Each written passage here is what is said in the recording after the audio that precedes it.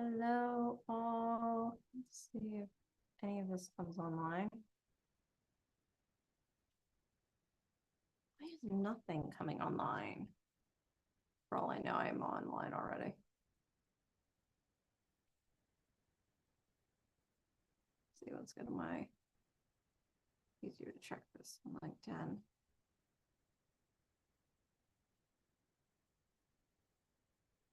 Am I not online with anybody?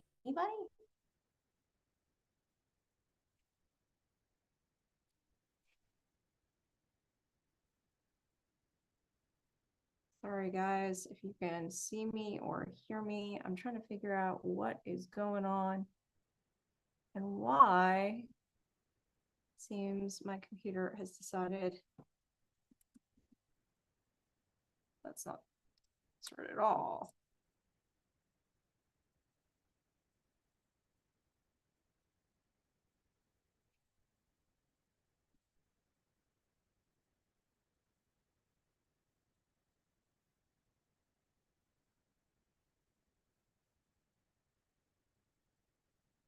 Let's see. Sorry, everybody. For some reason, I'm not sure. I don't think this is working. Let's go. Oh, yeah. Okay, so it's working on Facebook.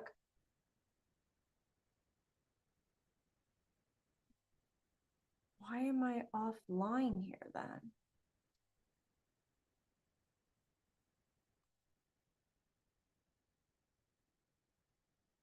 Seems I'm online on YouTube.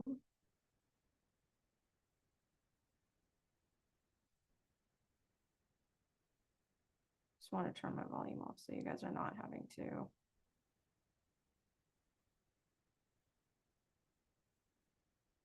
Okay, we're gonna go with it. Not sure what is going on at all, guys. We are recording this, so worst comes to worst, we'll post up the recording. But welcome to this week's CEO sit down. Sorry, it's a little bit later than expected. We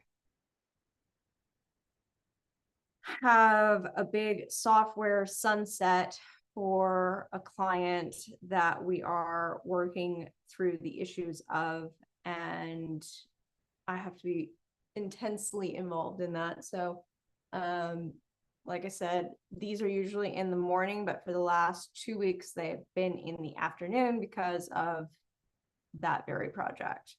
So let's talk your latest and greatest questions. So I put up a question box yesterday on Instagram. Let's see your latest and greatest questions.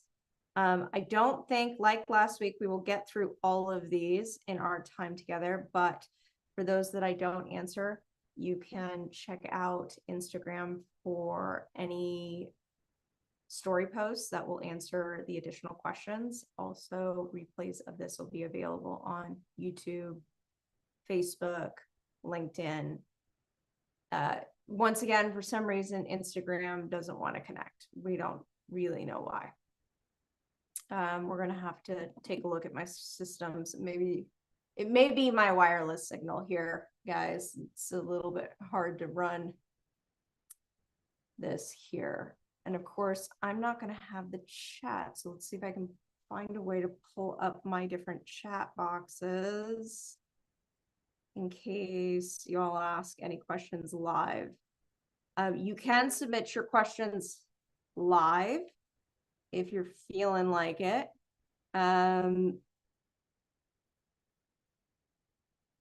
Or you can have all of your questions just be submitted to the question box.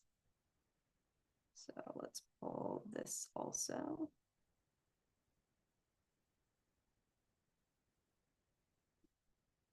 What I'll do is I'll split my screen over here.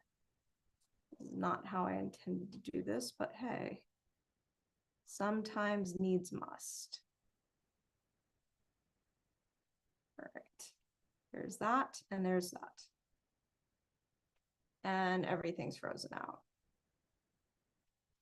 Shoot a boot.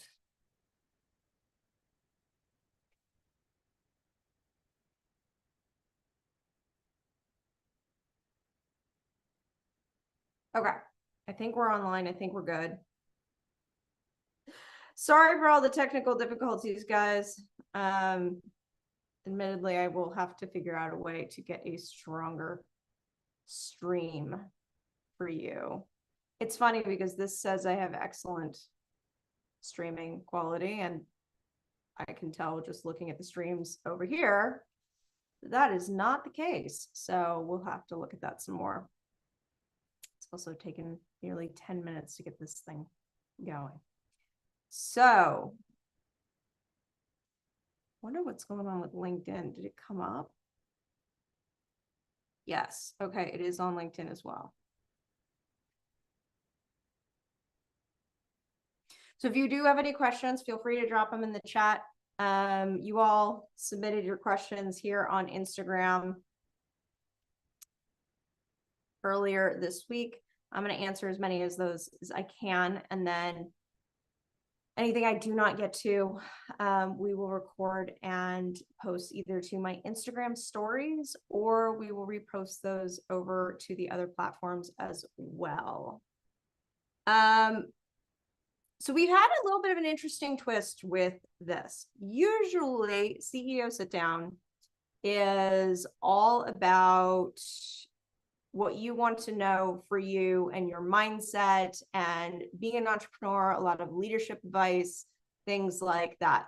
We've had a little bit of a twist, and I don't know if that's just based on who was on with the questions, or if our audience is shifting. I don't have enough information to really give you that answer. But the CEO Sit Down has never really been about selling a product or service. However, today you're going to hear a little bit about products and services on top of advice, because a lot of the questions that are being asked, my best answer is a product or service that I have. And sometimes you have to sell.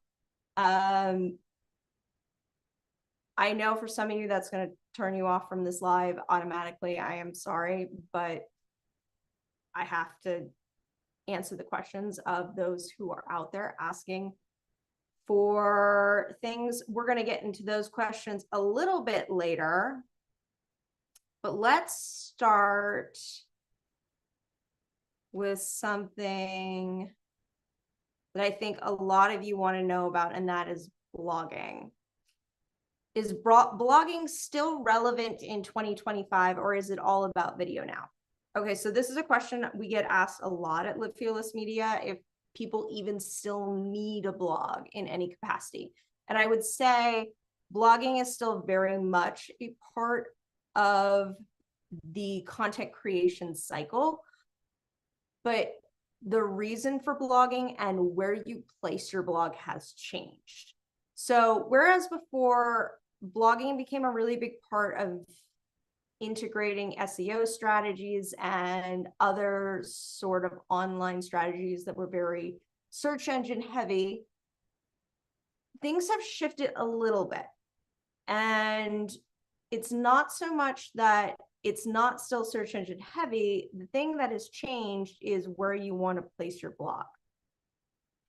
If you read any of Live Fearless Media's content or Live Fearless CEO's content, the stuff that comes directly from me, you'll know that we actually don't just post to our website or our newsletter.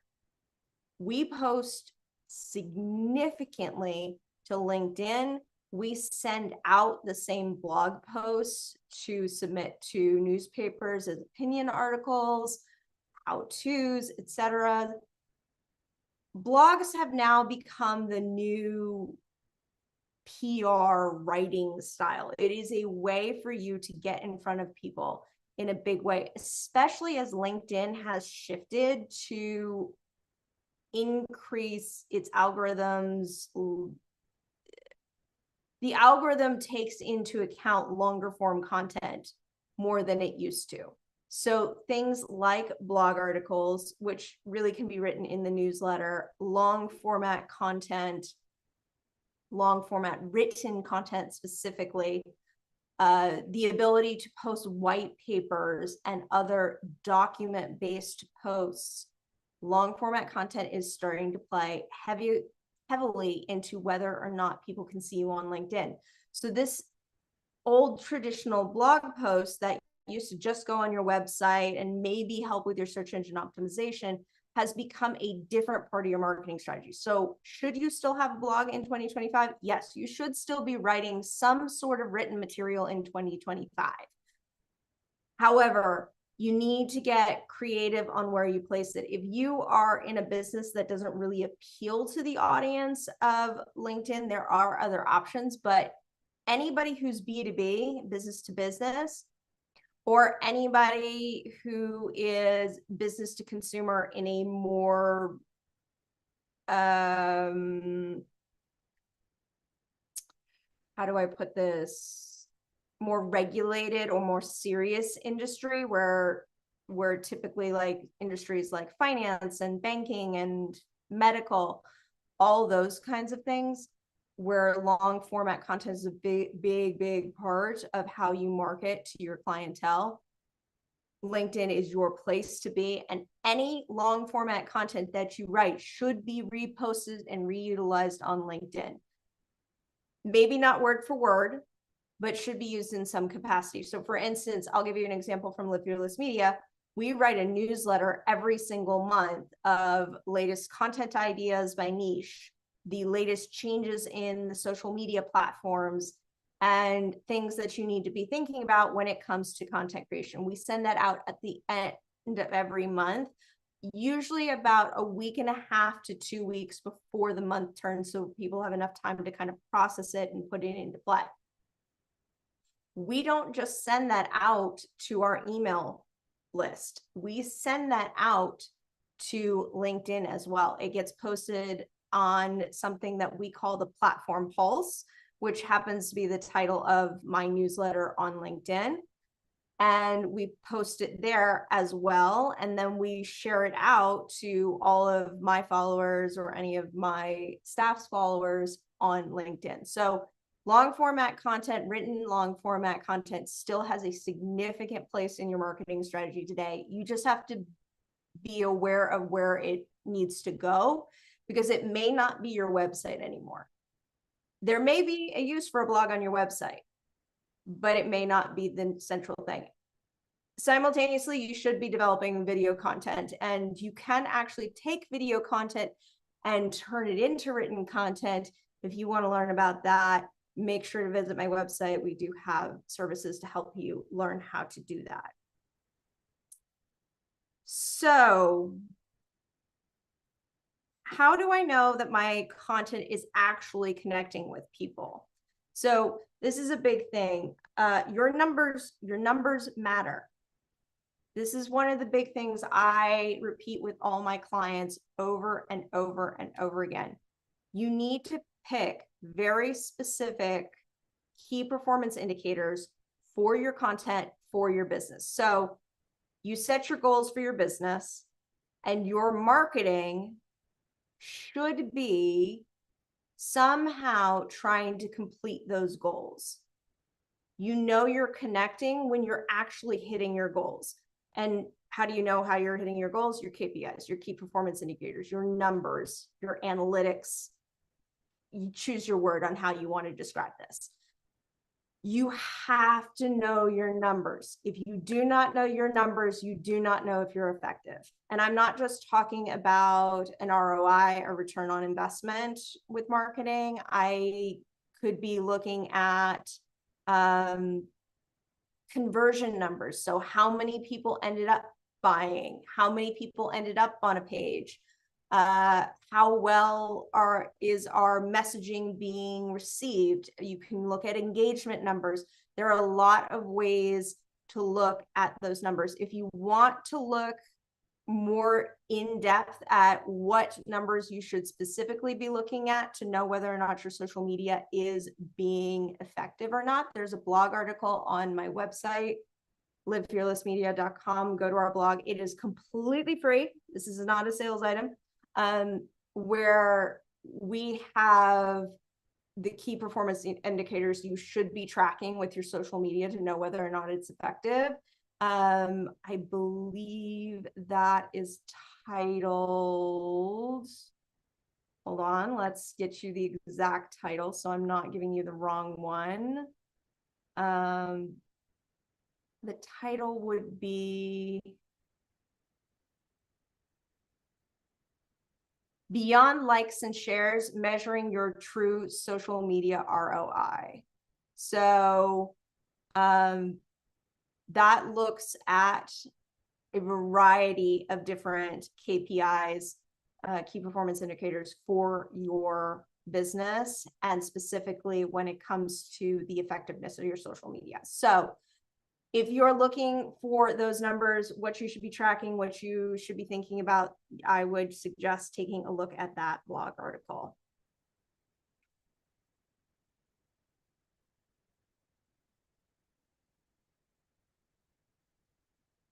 What does charging your worth actually mean? Okay, so this is a really good question and something you kind of have to learn over time. So this is going to be different for everybody. I cannot sit here and tell you this will be your worth and this is what you should charge. There are two massive factors you need to take into consideration when you decide how much you're going to charge and whether or not you're charging your worth. And the first one is experience. So what skills do you have? How long have you been had those skills? How good are you with those skills? That's thing one. Two is your industry. Different industries have different standards for how much you can or cannot charge. So I'll give you an example. An intern in the social media industry versus myself as the CEO of a company in the marketing, branding, production world, right? Interns make somewhere, depending on where you live, between $15 and $20 an hour. CEOs, if we broke it down into an hourly, can charge, the sky's the limit, right? If you look at my rates, they're about $250 to $500 an hour, typically. We do have reduced rates for certain things, especially things I'm not as versed in, but that's typically what I can charge. Why can I charge $250 or $500 an hour over here and the kid just starting out is charging 15? Because I have 15 years of experience on them. I have a broad skill set that is significantly honed. I have industry understanding, and I know how to bring a project to completion, versus the kid who's just starting out is going to be probably playing a little bit of guess and check with your strategies. So look at your industry. What are the rates? What are the going rates based on your industry for the client specifically that you're serving? So remember, industry serving for-profit versus industry serving nonprofit, the prices are probably different. Usually there's about a 50 to 75% difference between your for-profit and your nonprofit price on how much you can charge. The other piece of this, with experience comes, you can ask for more money.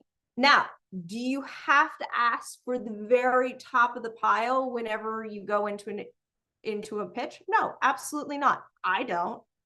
There are times where I have earned that $500 an hour and that's what I'm going to charge.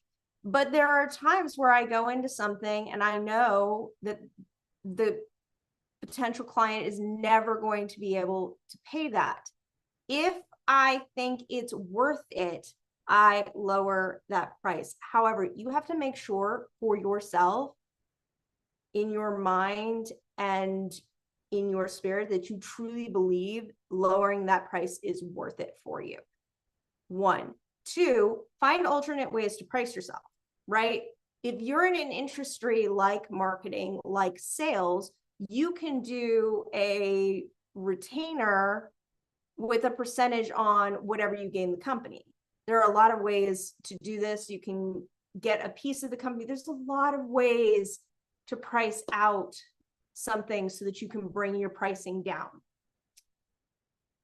My biggest thing is just don't price yourself at the bottom. If you are a CEO, do not charge 20 bucks an hour. Do not do that to yourself. You're doing yourself a disservice. You're doing the industry a disservice. You do a disservice to anybody else that comes after you.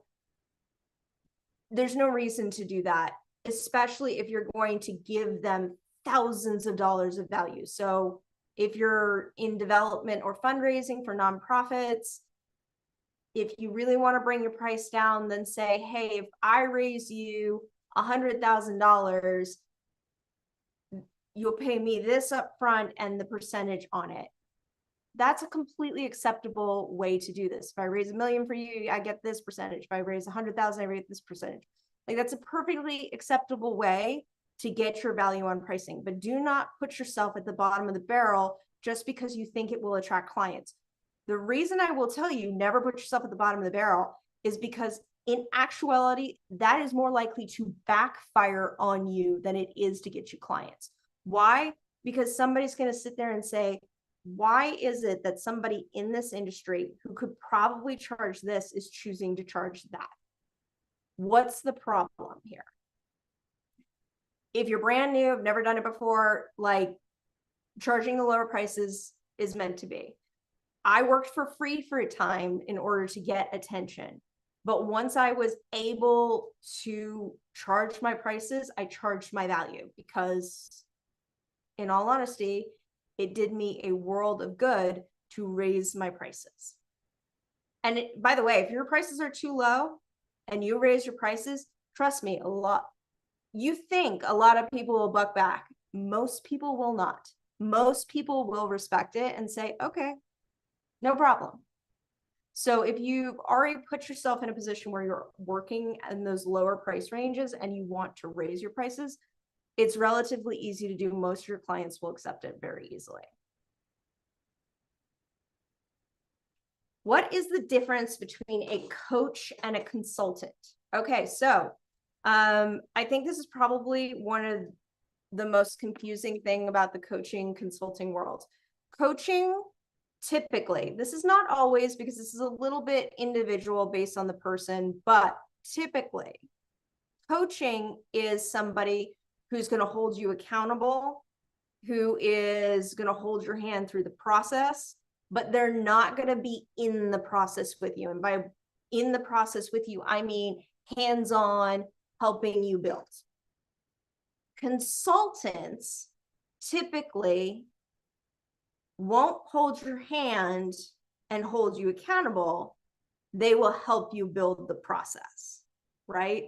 They'll help you decide what software you're going to use. They're going to help you decide how to get from point A to point B in a pipeline. They're going to be the ones who tell you how to create a marketing funnel in order to create conversion. Like, that's a consultant. A coach is going to say, okay, you come to me with your ideas and I help you process through that process. So I'm not going to tell you what software to use. Now, you can ask me, hey, do you have a recommendation if I'm coaching you? And I may give you that recommendation. But versus when I'm consulting for somebody and they say, hey, we want your help to increase traffic on our website.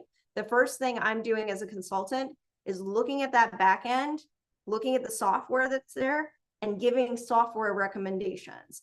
I'm looking at the front end and checking the SEO scores and giving recommendations on how to increase the SEO score. I'm not going to do any of those steps on the coaching side. The coaching side is really up to you to drive where we go. I just make sure you get it done. Consulting, I'm the how do I get it done? That's personally me. Now, everybody has a little bit of a different way of doing this. This is why I actually do more consulting work than I do coaching work. I have the ability to coach and hold people accountable. In fact, we have a coaching program that you can apply for. It does require an application because of the fact that I want to make sure that we are in alignment and I am the best coach for you, because in all honesty, I may not be. I'm a little bit tough love. Not everybody loves that. So I do have a coaching program. You can apply for it. If you're interested in it, if you're on any of the platforms, I will drop the links in the comments and you can take a look at signing up for that coaching program and learning a little bit more about it. It requires an initial consultation where we get together, talk about the program, talk a little bit about you, see if we're a fit, and then you decide whether or not you're coming into the program. It's not for everybody because not everybody likes to work with me. Let's be very honest. If you are looking for consulting services, that's a whole different thing. Go to livefearlessmedia.com, contact us through any of those contact forms, and we can help you with consulting services, whether that is website development, social media, production, overall marketing, any of those things. We can help you there.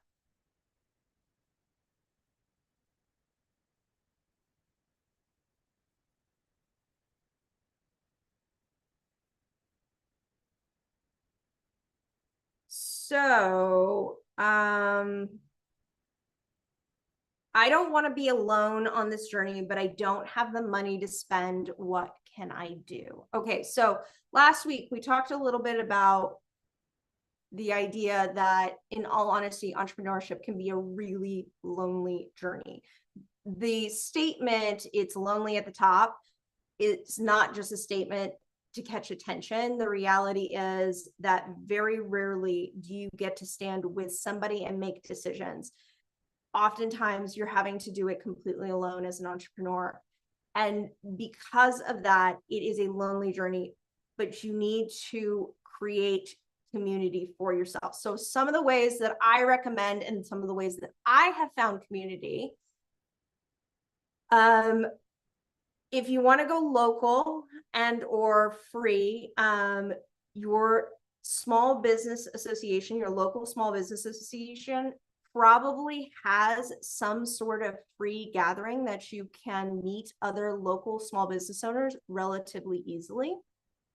There are also community-based groups, like for instance, here in Redding. Sorry, my brain shut down. Redding, California. I sometimes I have to figure out where I am because I live bicoastally, New York, California.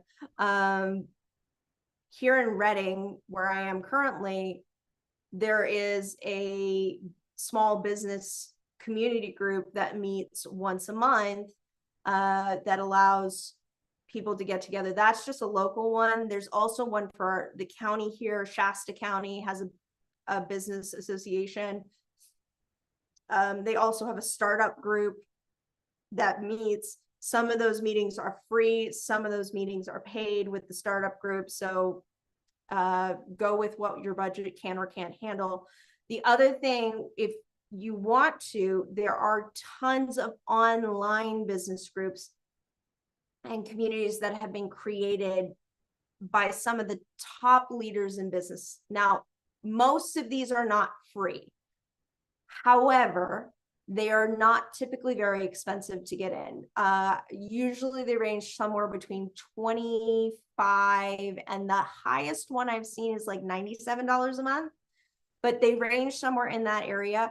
If you'd like to check one out, specifically Live Fearless Media, myself, the Live Fearless CEO, holds a community group once a week that is run through Facebook. If you are interested in that, I will drop the links down in the chat of where you can find the signups or more information about it. If you have any questions at all, reach out to us at livefearlessmedia@gmail.com, or you can email me directly, Lauren@livefearlessmedia.com.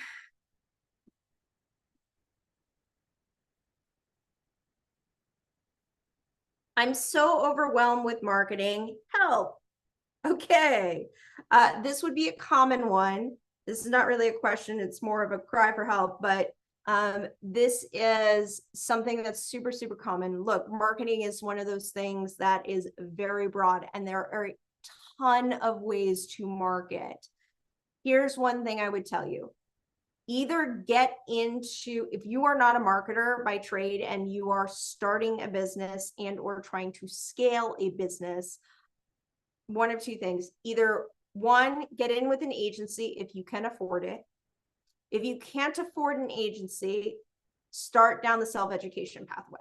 Marketing is one of those skills you will always need, especially these days, because the reality is you don't just brand a business anymore. We ourselves, individuals as people, have to have brands, and we have to market ourselves just as much as we market our businesses. So these are skills that you can use no matter what. So I would start going down the self-education road, finding YouTube's, blogs, social medias that specifically focus on marketing and can kind of give you that content. When you need to increase the value of the content, usually you need to pay to get in. But one of the very easy ways that you can kind of streamline this process for yourself is if you get a made for you strategy. And that is something we offer at Live Fearless Media. If you are looking for a made for you strategy, I'll drop the links down below.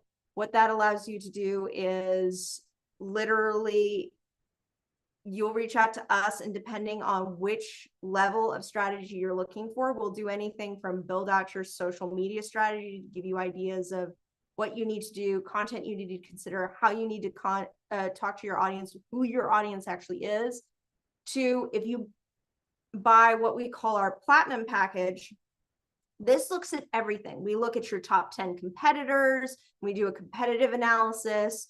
We give you a 90-day content calendar for your platforms of your choosing.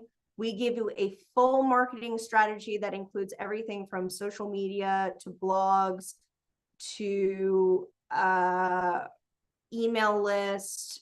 If you have a podcast with some sort of video, long format, video format, it'll be in there. If you are taking on the wonderful world of true advertising like TV ads, or if you're looking to do something called insertion orders, which if you don't know what an insertion order is, insertion orders are when you place ads in somebody else's newsletter or somebody else's content. We will do the research, and that is all a part of the big platinum package. Now, obviously, that's our highest priced one. We have a mid-range one that will allow you to do social media and some of the marketing aspects. And then we have the introductory social media marketing package. So if you are interested in those kind of strategies, that's a really good way to get a strategy in front of you without having to pay the enormous regular fees of an agency. You can get the agency's strategy and then start implementing yourself. And then once it starts turning over dollars and you have the money to actually hire an agency or bring in an advertising company or whatever, you can switch over to an agency world. But until then, you'll have the strategy to get you through anywhere from 3 months to a year. So something for you to think about, and options and opportunities that are out there for you. I will tell you that we do teach how to build those strategies in December.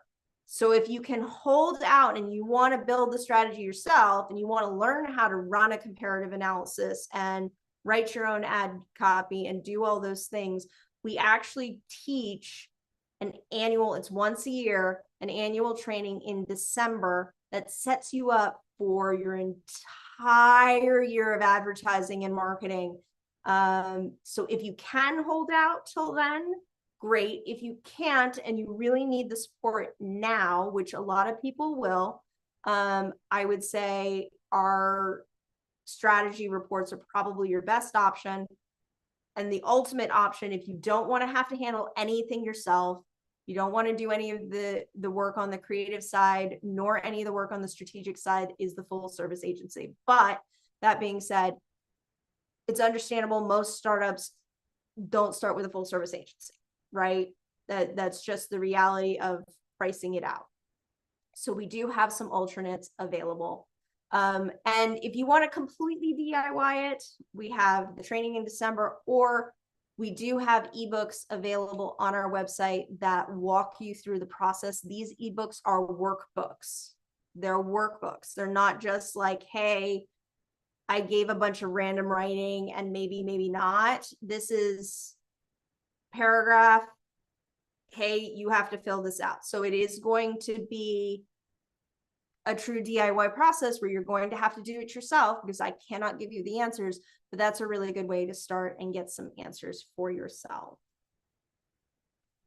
All right, let's do one last one and then we'll jump off because we're running a little behind, but it took me like 10 minutes to get this thing on and live. So we won't worry about it too much. Maybe we'll do two.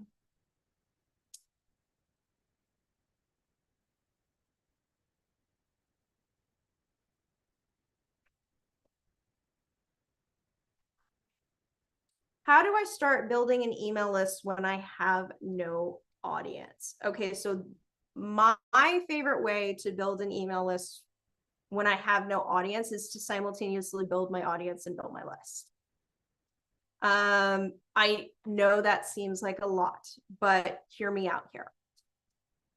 I would do content that is split about 50-50 in my strategy between growth and email list sign up, not conversion to sale, conversion to email list.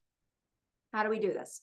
So we create content that is specifically just to grow platform, right? To create engagement, to grow the platform, which, by the way, if you haven't seen our latest newsletter, the more important number right now to grow is your engagement number, not your follower count.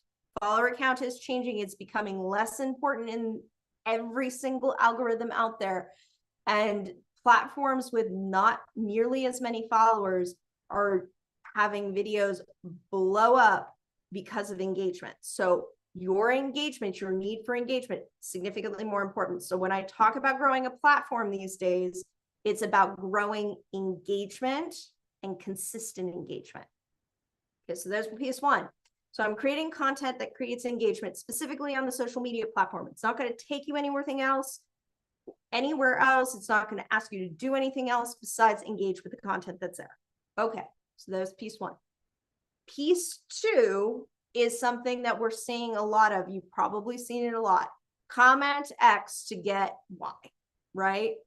So there are softwares out there. They're automated responders. My favorite for myself is ManyChat. This is not an ad in any capacity. I do not work with ManyChat. ManyChat does not give me any money. However, it is my favorite for this particular usage. And what you do is you create social media content. Once you've started creating engagement, you create social media content where you're asking people to comment something to get something. So say you're an AI expert and you say comment, download to get my latest AI prompt. So because you're doing a post about this AI prompt and how it works and why it works. Well, most people don't want to have to go through the video and type word for word into the AI prompt, but you can create a Google document with the prompt in it that can't be changed, meaning like as a template, and people can go and copy and paste it over into their AI system, right? Very easy way. And what you have to do is say, in order to get this, so you say comment X to get Y. So comment system to get this AI prompt as example. They're going to comment the system. They're going to get an automated response to their DMs. In their DMs, it's going to ask them for their email address before it releases the document. So it's going to ask for the email address. The email address then gets recorded, and then they get the document. So that is a really easy way to grow your social media and grow your email list at the same time.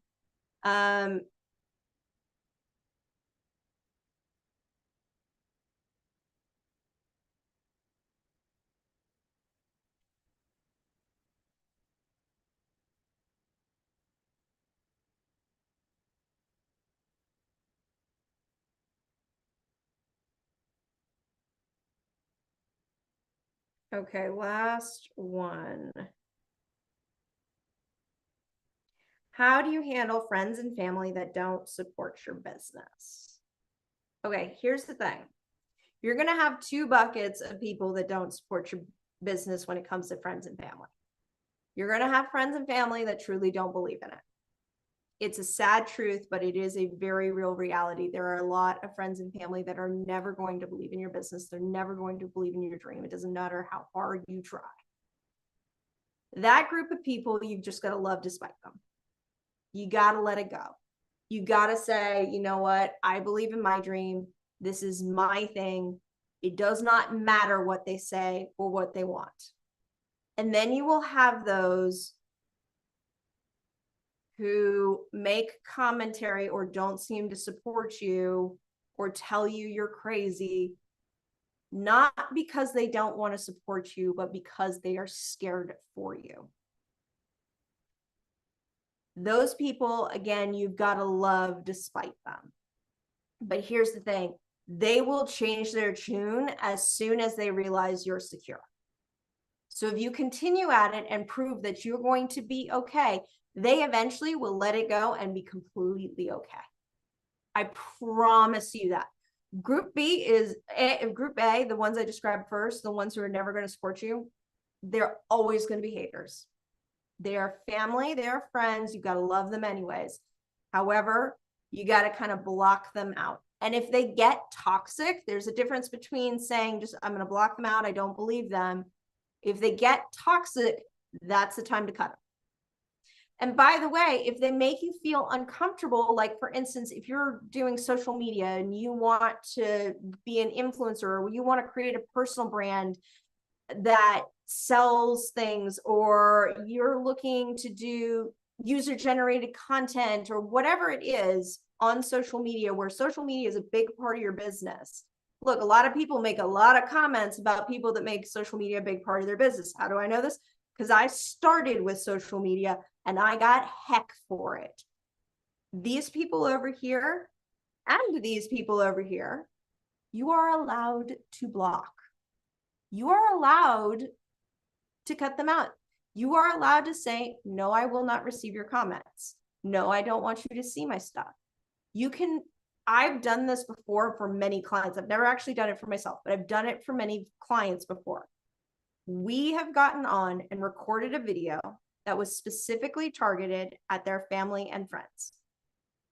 We put the video out. It was a very nicely worded video. It's not anything harsh, but it is a very real reality that says, look, I am going to remove family and friends from this platform because I'm not able to deal with it. And that's okay. You're completely within your right to do that, especially with Group A, who just doesn't believe. Group B, the ones who are scared for you. Here's the reality of entrepreneurship or business building in general. This is a risky business. It does not matter what business you take on, what industry you build. If you step into the world of startups specifically, not business buying where business is established and you're buying based on cash flow, I'm talking about startup land. It's a risky business to start something yourself. The reality is a very large number of startups fail. Everybody knows this. The statistics are not in your favor. Those family and friends that are afraid for you are realizing that you are stepping into a land that is very insecure. and they want you to be secure. People like security, right? And they want we want our families to be secure and feel like they are going to be okay. We don't want them to face heartbreak. We don't want them to face hardship. And so when we are over here watching somebody do that, sometimes we come off as we don't believe in it. Trust me, that group B, the minute you put your feet on solid ground and can prove it's going to be okay anyways, they're going to love you and support you. They're not going to care. Why do I know? Because I've got family on both sides of this equation. I've got one part of my family who still to this day thinks I'm nuts. And I just don't care. And then my other side of my family has seen what I have done, and they're super supportive and loving. Now, you really hit it big, and I haven't gotten to this point, and I don't know anybody who has, in all honesty, when suddenly group A comes out of the woodwork and goes, you could do it anyways. It's like, yeah, right. You were the most toxic, horrible person to me about my business. But there will always be family and friends that doubt you. It's just a matter of figuring out which column they belong in. The toxic, I need to either block you out, cut you out. And you don't have to cut them out your whole life, although some people will.